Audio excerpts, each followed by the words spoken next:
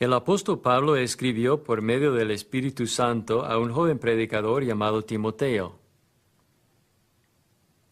Esto te escribo aunque tengo la esperanza de ir pronto a verte, para que si tardo sepas cómo debes conducirte en la casa de Dios, que es la iglesia del Dios viviente, columna y baluarte de la verdad. 1 de Timoteo 3, 14 y 15. Mediante este pasaje aprendemos que Dios tiene una casa, tiene un lugar de morada. Esa casa es conocida como la iglesia. Como aprendimos en la lección anterior, la iglesia es los salvos. En la Escritura también se identifica a la iglesia como el reino, el cuerpo, el templo de Dios y, como acabamos de ver, la casa de Dios. Ahora, este edificio no es la iglesia. Simplemente es un lugar donde la iglesia se reúne para adorar y estudiar. Según 1 de Corintios 3:16, la iglesia, el pueblo de Dios, es muy importante. La iglesia es el templo de Dios, y el templo de Dios, sea aquí o en otro lugar en el mundo, es muy singular. Ese templo o casa tiene un arquitecto y edificador único. Tuvo y tiene en el presente una estructura organizativa y propósito único. También tiene varios rasgos y características distintivas importantes. Busquemos esa casa. Porque nadie puede poner otro fundamento que el que está puesto, el cual es Jesucristo. Descubramos por nosotros mismos esos rasgos y características. Mientras lo hacemos, hagamos 3 preguntas muy importantes. Comencemos respondiendo la primera pregunta. ¿Quién edificó la casa de Dios? ¿Cuáles son las características singulares de la casa de Dios? ¿Podemos establecer la casa de Dios hoy? Comencemos respondiendo la primera pregunta. ¿Quién edificó la casa de Dios? No nos tomará mucho tiempo responder esta pregunta. De hecho, estoy seguro que ya sabe la respuesta. Pero escuchemos otra vez las palabras de Jesús para descubrir por nosotros mismos lo que Dios quiere que sepamos acerca de su iglesia, su casa. Viniendo Jesús a la región de Cesarea de Filipo, preguntó a sus discípulos diciendo, ¿quién dicen los hombres que es el Hijo del Hombre? Ellos dijeron, unos Juan el Bautista, otros Elías, y otros Jeremías o alguno de los profetas. Él les dijo, ¿y vosotros, quién decís que soy yo? Respondiendo Simón Pedro, dijo, tú eres el Cristo, el Hijo del Dios viviente. Entonces le respondió Jesús, bienaventurado eres, Simón, hijo de Jonás, porque no te lo reveló carne ni sangre, sino mi Padre que está en los cielos. Y yo también te digo que tú eres Pedro, y sobre esta roca edificaré mi iglesia, y las puertas del Hades no prevalecerán contra ella.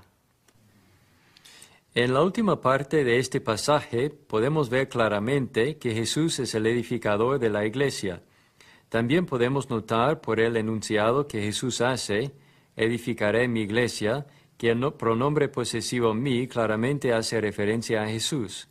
Por ende, Él es el edificador y el propietario de su iglesia. Lea lo que el escritor del libro de Hebreos dijo sobre este tema y note quién está sobre o a cargo de la casa de Dios. Por tanto, hermanos santos, participantes del llamamiento celestial, considerad el apóstol y sumo sacerdote de nuestra profesión, Cristo Jesús, el cual es fiel al que le constituyó, como también lo fue Moisés en toda la casa de Dios. Porque de tanto mayor gloria que Moisés es estimado digno cuanto tiene mayor honra que la casa el que la hizo. Porque toda casa es hecha por alguno, pero el que hizo todas las cosas es Dios. Y Moisés a la verdad fue fiel en toda la casa de Dios como siervo, para testimonio de lo que se iba a decir. Pero Cristo como hijo sobre su casa, la cual casa somos nosotros, si retenemos firme hasta el fin la confianza y el gloriarnos en la esperanza. Al considerar este pasaje y las lecciones previas acerca de la iglesia, podemos concluir primero que ya Cristo es el Hijo de Dios. Él ha edificado una casa. Segundo, los cristianos, los salvos, son esa casa. Y tercero, Jesús está sobre su casa. Así que es verdad que Cristo es el edificador y por ende el propietario de su casa, la iglesia. Y Él está sobre su iglesia. Pero ¿a qué hace referencia la frase sobre su casa en Hebreos 3? Hace referencia a la superioridad de la era de la iglesia sobre la era mosaica antigua. En esa era antigua, Moisés, como un siervo, era la cabeza de esa casa. Pero Jesús, el Cristo, el Hijo de Dios y el heredero, es el gobernante de su casa, la iglesia. Y Él es antes de todas las cosas, y todas las cosas en Él subsisten. Y Él es la cabeza del cuerpo, que es la iglesia. Él que es el principio, el primogénito de entre los muertos, para que en todo tenga la preeminencia. Note que este pasaje dice que Jesús tiene esta autoridad, nadie más. Ningún hombre, grupo de hombres o concilio tiene esta autoridad. Esto es así de simple. Ciertamente, Cristo está sobre su casa, pero ¿cuánta autoridad tiene Cristo sobre su casa? Escuchemos las palabras de Jesús. Toda potestad, autoridad me es dada en el cielo y en la tierra. ¿Cuánta autoridad tiene Jesús?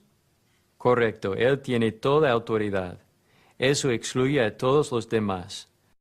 Todo significa todo. Si yo quiero saber algo acerca de la casa de Dios, necesito ir a Jesús, ya que Él es el edificador y propietario de la iglesia. Ahora, amigo, déjeme hacerle algunas preguntas.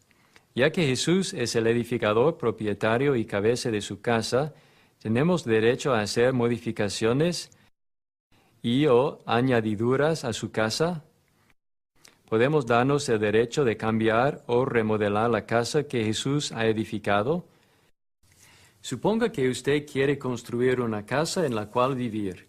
Suponga que posee el dinero suficiente para adquirir el terreno y los materiales, y que decide construir la casa con sus propias manos. Además, suponga que contrata trabajadores para ayudarle en la construcción. Usted les encarga construir la casa según sus especificaciones, con la cantidad exacta de cuartos, con la cantidad exacta de espacio y pisos. Suponga que después que su casa esté terminada, invita a algunos amigos o familiares a quedarse en su casa. ¿Tuvieran sus amigos el derecho de modificar su casa al gusto de ellos? ¿Pudieran comenzar a hacer cambios en su casa sin su autorización? ¿Qué pasaría si un día descubriera que sus amigos han hecho eso y que se han encargado de comenzar a remodelar su casa, añadiendo paredes y puertas? ¿Cómo se sentiría? ¿Sería eso aceptable? Absolutamente no. ¿Pero por qué no? Porque esa casa le pertenece a usted. Usted la construyó con sus propias manos. Usted proveyó el dinero para su construcción. Por tanto, usted tiene el derecho exclusivo de determinar el diseño y disposición de la casa, y también la manera en que se conservará la casa. En una manera similar, Cristo, como edificador de su casa, la iglesia, adquirió a la gente que compone la iglesia por medio de su propia sangre. Luego comisionó a los apóstoles para poner la fundación de la casa y construirla de acuerdo a los requerimientos específicos que el Espíritu Santo reveló. Ya que somos solamente residentes que vivimos en la casa que Jesús construyó y posee, ¿tenemos la autoridad de remodelar y modificar esa casa según nuestro gusto? ¿Tenemos el derecho de modificar o reestructurar la organización de esa casa según nuestras propias opiniones o poner un nombre diferente a la casa? Absolutamente no. Ya que somos residentes, debemos dejar la casa exactamente como la encontramos. Debemos vivir en la casa según los principios divinos de la palabra de Dios. Así que al responder nuestra primera pregunta principal en cuanto a quién construyó la casa de Dios, podemos ver claramente que Jesús construyó la casa de Dios. Ya que es el constructor, también es el propietario, y por tanto tiene toda autoridad sobre la casa. Ahora hagamos nuestra segunda pregunta principal en cuanto a la casa de Dios. Preguntemos, ¿cuáles son sus características singulares? En otras palabras, mientras examinamos la Biblia, ¿qué descubriremos acerca del diseño y construcción de esa casa? ¿Cómo está organizada? ¿Cómo adoran sus miembros? ¿Qué doctrinas se enseña en la casa de Dios? ¿Y qué nombre o nombres se usan para identificar la casa de Dios? Todo grupo religioso o casa religiosa tiene ciertas características que la identifican o distinguen de otros grupos religiosos. Así como usted puede distinguir su casa de otras casas por medio de sus características, se puede distinguir la casa del Señor de otras supuestas casas por medio de sus características. Así que, mientras buscamos la casa del Señor, averigüemos cómo luce. Mientras lo hacemos, preguntemos, ¿luce la casa religiosa en la que vivimos como la casa de Dios que el Nuevo Testamento revela? Consideremos algunas de esas características. Primero, así como la casa en la que vivimos tiene una fundación, la casa del Señor también tiene una fundación. Porque nadie puede poner otro fundamento que el que está puesto, el cual es Jesucristo. Entonces, la casa de Dios debe estar fundada en Jesucristo.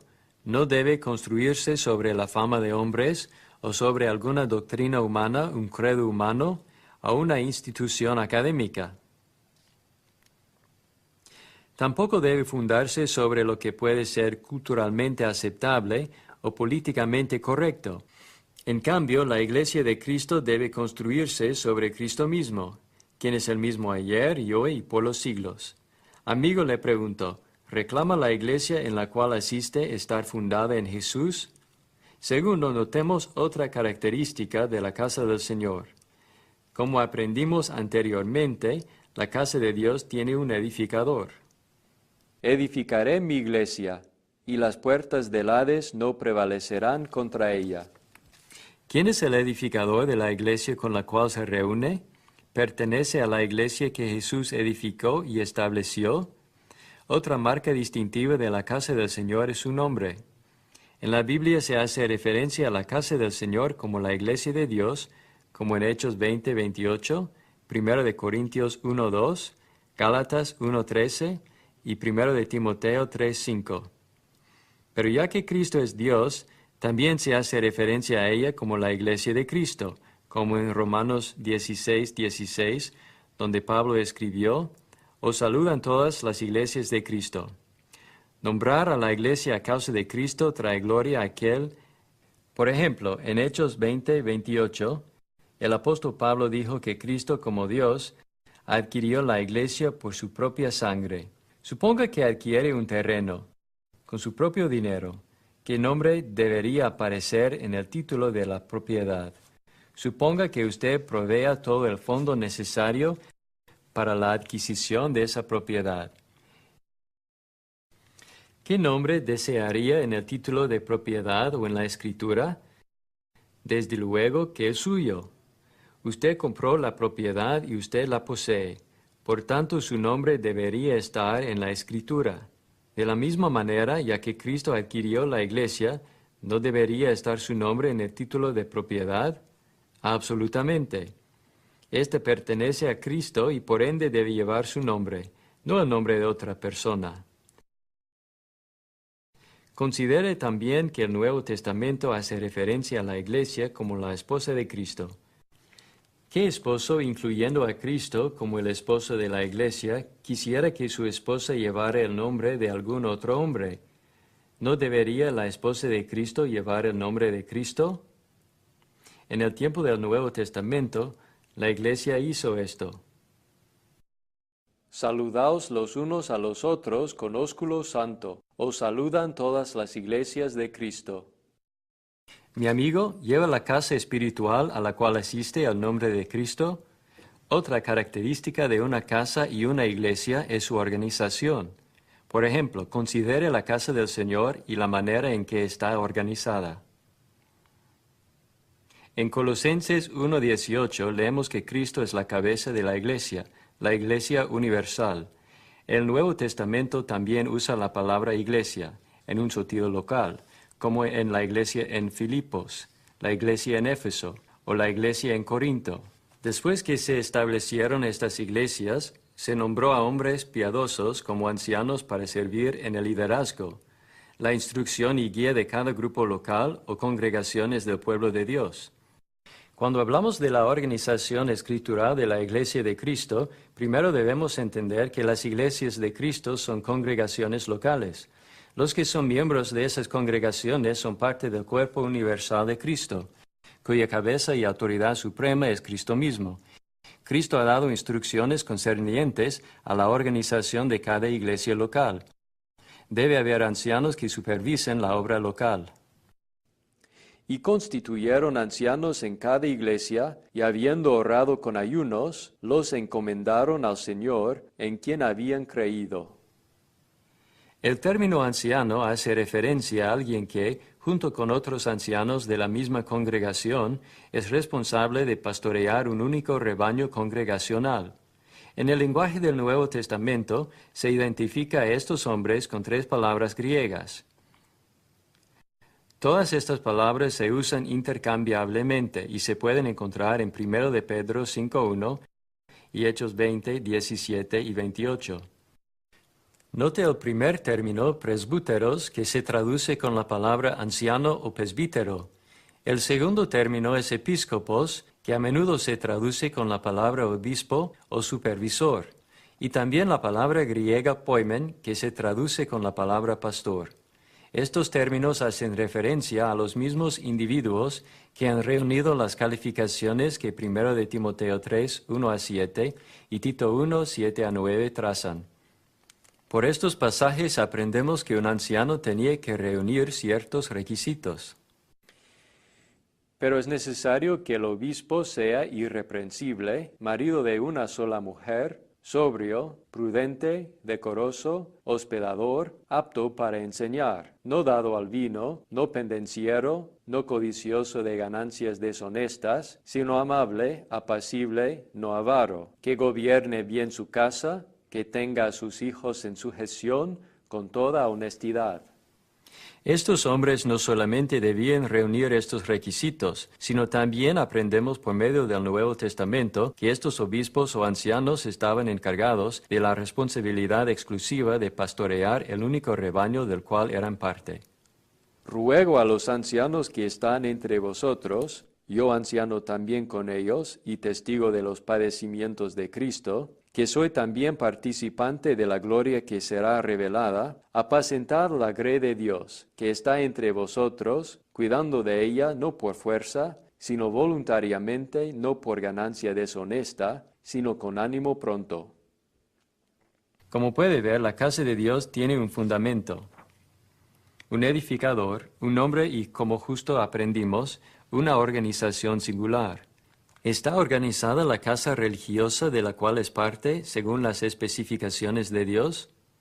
Ahora, notemos otra característica de la casa del Señor. Una de esas características tiene que ver con su forma singular de adoración. En la casa de Dios, Jesús señala que la adoración a Dios es en espíritu y en verdad.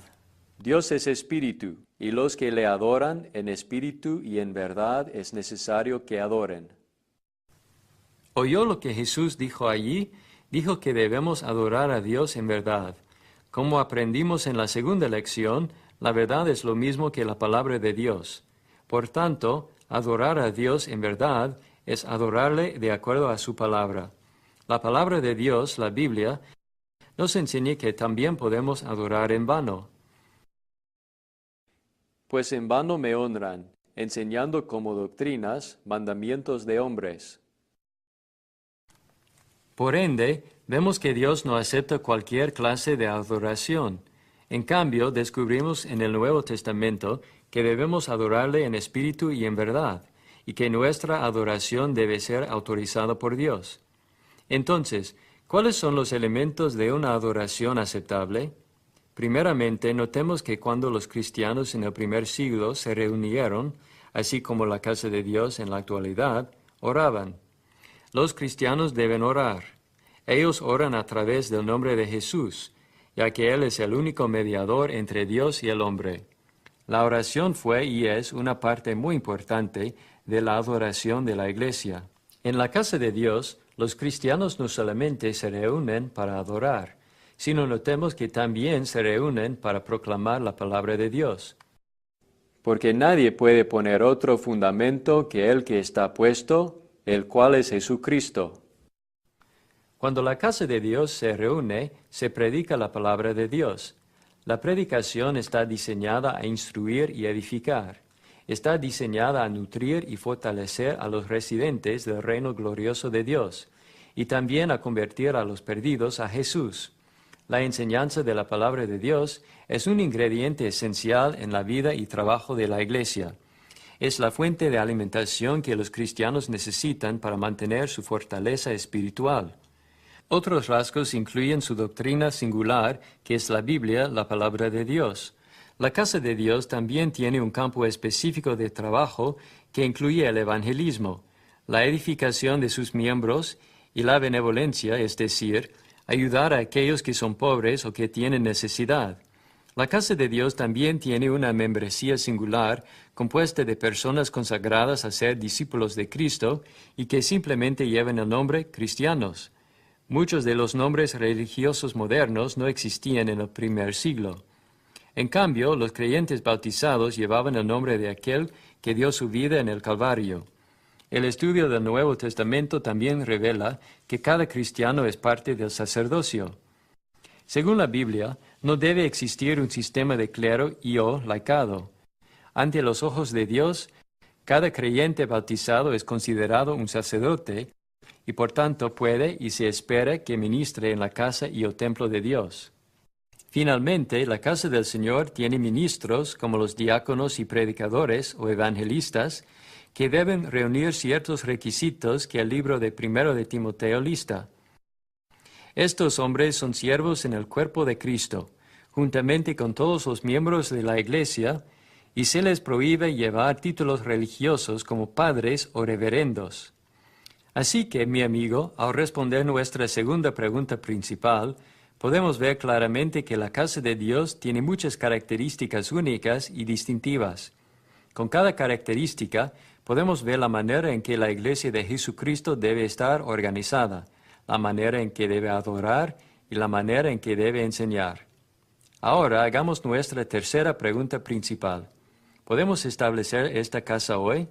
En otras palabras, ¿puede establecerse o edificarse hoy en su comunidad o vecindario?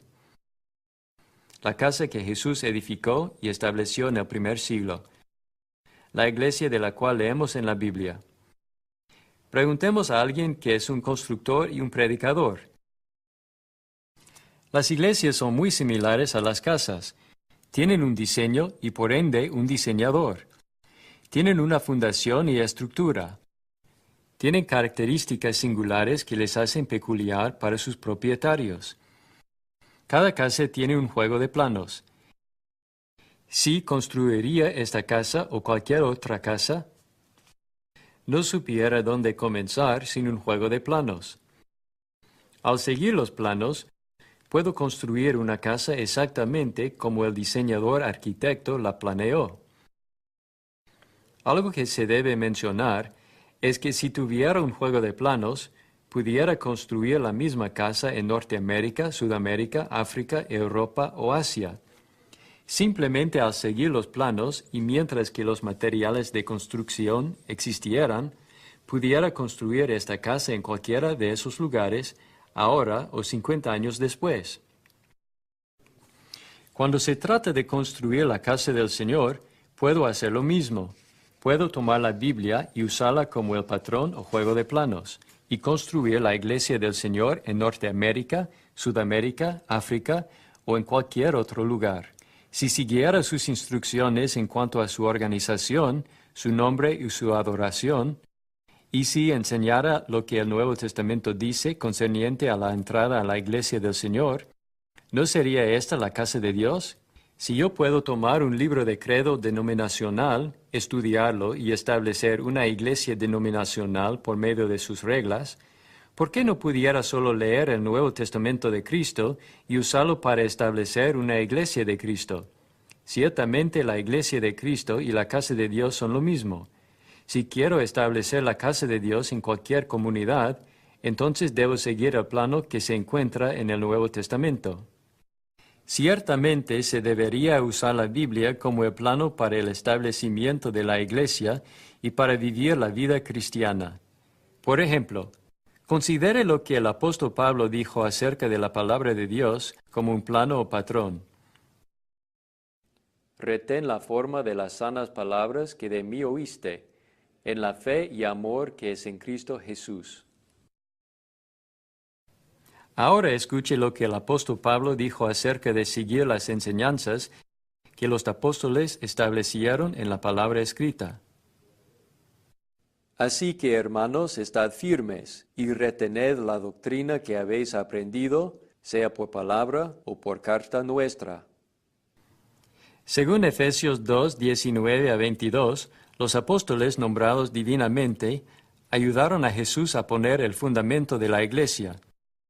También aprendemos en Mateo 16, 19, que estos mismos apóstoles ataban en la tierra lo que ya había sido atado en el cielo, según la fuerza de la terminología griega que se usa en este pasaje, y desataban en la tierra lo que ya había sido desatado en el cielo. Ya que eran los embajadores de Dios, los apóstoles estuvieron estableciendo un patrón eclesiástico que todos los discípulos de Jesús deben seguir. Todos los discípulos de Jesús deben seguir lo que los apóstoles enseñaron y escribieron en el Nuevo Testamento. Este Nuevo Testamento, que contiene esas enseñanzas y mandamientos, es el plano o patrón. Si queremos mantener nuestra comunión en el cuerpo de Cristo, debemos obedecer estas enseñanzas.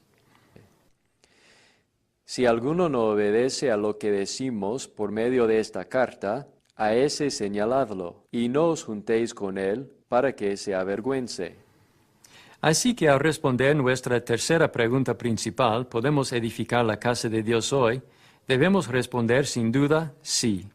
Amigo, no solamente podemos edificar la casa de Dios hoy, sino también debemos edificarla de acuerdo a las especificaciones de la Santa Palabra de Dios, reveladas a los apóstoles que fueron inspirados por el Espíritu Santo.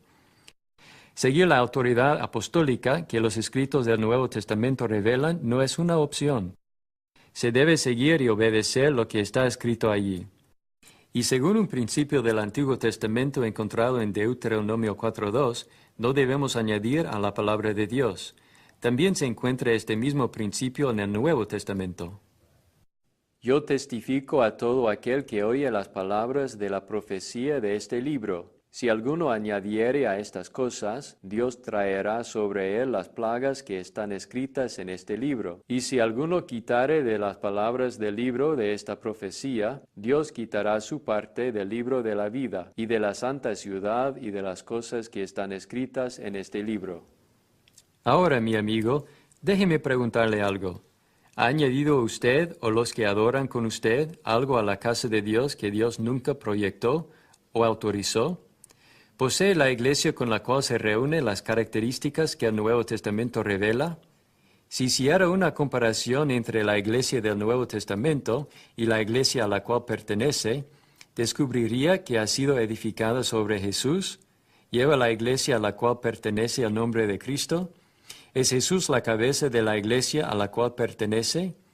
¿Está organizada con ancianos y diáconos que reúnen los requisitos bíblicos? ¿Adora en verdad? Y finalmente, ¿enseña la iglesia con la cual se reúne que solamente hay una iglesia a la cual los creyentes bautizados son añadidos? Si este no es el caso, entonces le ruego que busque una verdadera iglesia de Cristo. Hasta ahora hemos aprendido que realmente el Señor tiene una casa, y que su casa es lo mismo que su iglesia. También se le conoce como el reino de Dios. La casa del Señor tiene un edificador. Ese edificador es Jesucristo. Y hemos aprendido que la casa del Señor tiene muchas características únicas e identificables. También hemos aprendido que al establecer la casa de Dios hoy, debemos seguir el plano que el Nuevo Testamento revela y que no debemos desviarnos de ese plano. Amigo, ¿es usted un miembro de la casa de Dios? Si es un miembro de la casa de Dios, ¿ha sido culpable de alterar el patrón divino de la casa de Dios que el Nuevo Testamento revela? Como ya sabe, el Señor tiene solo una casa. Si existe esa casa en su comunidad, ¿por qué no va a buscarla y llega a ser un miembro de ella hoy? Si no existe en su comunidad, ¿por qué no comienza hoy a tomar la Biblia como el plano para establecer la casa que Jesús diseñó? Establezca la casa de Jesús. Recuerde, en Juan 4:24, Jesús dijo que Dios es espíritu, y los que le adoran deben adorarle en espíritu y en verdad. También hemos aprendido, según Juan 17:17, que la palabra de Dios es verdad. Por tanto, debemos adorar a Dios según la verdad, según la palabra de Dios. ¿Está usted adorando a Dios según la verdad? ¿Es parte de una iglesia establecida sobre la verdad? Recuerde que Jesús dijo, «Conoceréis la verdad, y la verdad os hará libres».